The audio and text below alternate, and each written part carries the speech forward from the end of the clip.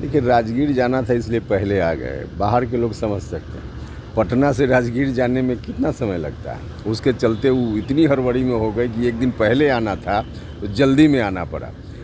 देखिए, उनके मन में जो घबराहट है, जिस तरह से उनके मन में आकांक्षा रही होगी, जो आकांक्षा दिख भी रही थी कि विपक्ष की एकता होगी, उसमें हम नेता बनेंगे, अब ऐसा कहीं होता हुआ दिख नहीं रहा है, इसलिए अनर्गल बात बोलते हैं। नमस्कार, न्यूज़ फॉर देख रहे हैं आप। मैं हूं आपके साथ धीरज सिंह।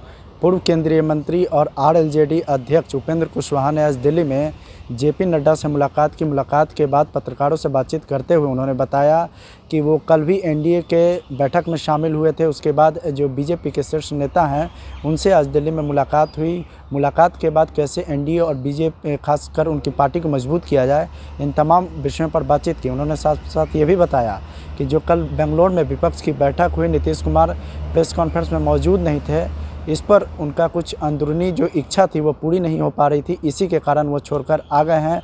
अब नीतीश कुमार लगातार बहाना बना रहे हैं कि उनको राजगीर में जाना था या फिर कहीं और किसी कार्यक्रम में शामिल होना था। क्या कुछ कह रहे हैं पूर्व केंद्रीय मंत्री उपेंद्र कुशवाहा? छोड़ जाते हैं आप उनके वीडियो। एनडीए में जो लोग गए, जिन्हें हम लोगों ने निकाला है, वो लोग उधर गए हैं और उनमें कोई दम नहीं है। देखिए, राजगीर जाना था इसलिए पहले आ गए। बाहर के लोग समझ सकते हैं, पटना से राजगीर जाने में कितना समय लगता है। उसके चलते वो इतनी हड़बड़ी में हो गए कि एक दिन पहले आना था तो जल्दी में आना पड़ा।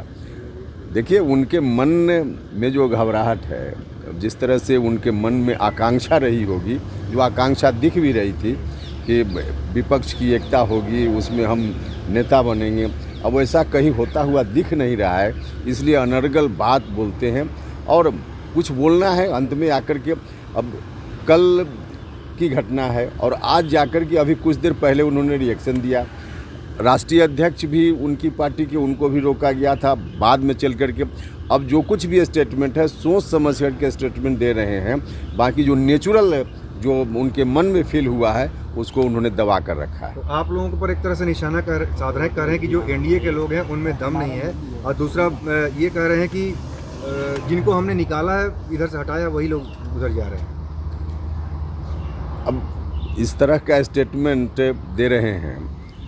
देखिए, कुल मिला जुला कर अब समय बताएगा कि क्या किसमें कितना दम है।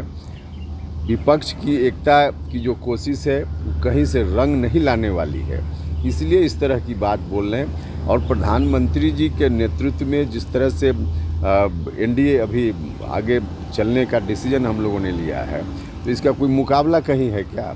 कहीं से कोई टिक सकता है क्या? कोई नहीं टिक सकता। एक आखिर सवाल, जेपी नड्डा जी से आपने मिला, राष्ट्रीय अध्यक्ष से, फिर संजय जायसवाल जी से मिले, क्या चर्चा हुई बीजेपी नेताओं में? क्या किस तरह की स्टडी पर आप लोग काम कर रहे हैं? नहीं, देखिए, अभी मुलाकात का मतलब कल ही तो बैठक हुई, बस कटसी मीट, उसमें कहीं से मुलाकात में कोई विषय नहीं था। जस्ट हम भी दिल्ली में आए हैं, कल सामूहिक रूप से मुलाकात हुई, तो इच्छा हुई कि अलग से मिलकर बैठें, तो इसी संदर्भ में मुलाकात हुई है। उसमें और कोई चर्चा विशेष रूप से हुई हो ऐसा नहीं है।